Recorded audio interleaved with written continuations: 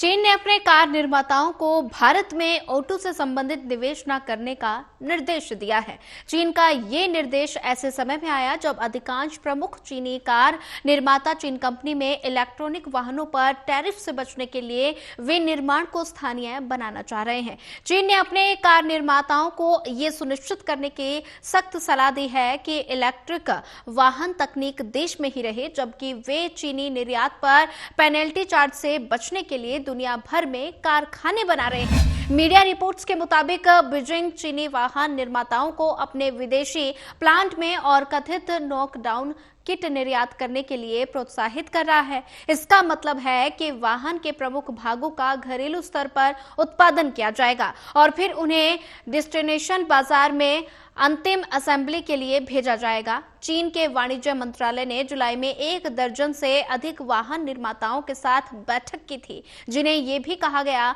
कि उन्हें भारत में कोई भी ऑटो संबंधित निवेश नहीं करना चाहिए। इसके अलावा तुर्की में निवेश करने के इच्छुक कार निर्माताओं को पहले उद्योग और सूचना प्रौद्योगिकी मंत्रालय, जो चीन के ईवीए उद्योग की देखरेख करता है, और तुर्की में स्थानीय चीनी दूतावास को सूचित करना चाहिए। ये निर्देश ऐसे समय में आए जब BYD कंपनी से लेकर चेरी ऑटोमोबाइल कंपनी तक ही चीनी कंपनियां स्पेन से ही लेकर थाईलैंड और हंगरी तक कारखाने स्थापित करने की योजना बना रही है, क्योंकि उनके नवोन्मेषी और साथ ही किफायती और साथ ही ईवीएम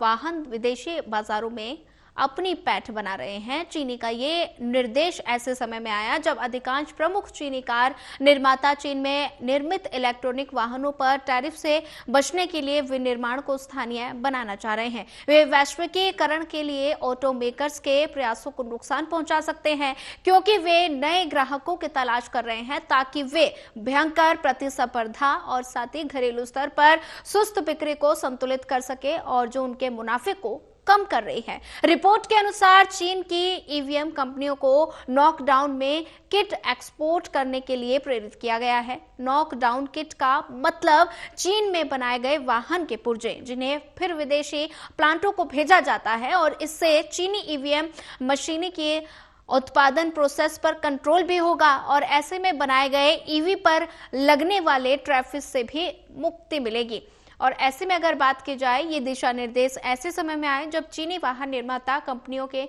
टैरिफ से बचने के लिए अपने परिचालन को ग्लोबल बनाने का प्रयास कर रही हैं, जबकि उन्हें घरेलू बाजार में तगड़ा कंपटीशन और धीमी बिक्री का सामना करना पड़ रहा है। उत्पादन को चीन के भीतर ही रखने से उनके विस्तार के प्रयासों में बाधा पैदा हो सकती है और यूरोप जैसे देशों के लिए चुनौतियां उत्पन्न हो सकती हैं, जो आर्थिक विकास और रोजगार पैदा करने के लिए चीनी निवेश को आकर्षित करने के लिए उत्सुक है और साथ ही कई कंपनियों के लिए कमाई पर भी असर हो सकता है। वहीं बता दें कि BYD में 1,50,000 कारों की सालाना क्षमता वाला कारखाना बनाने की योजना बना रही है, जबकि स्पेन में चोरी ऑटोमोबाइल के निसान के पुराने प्लांट को फिर से खोलने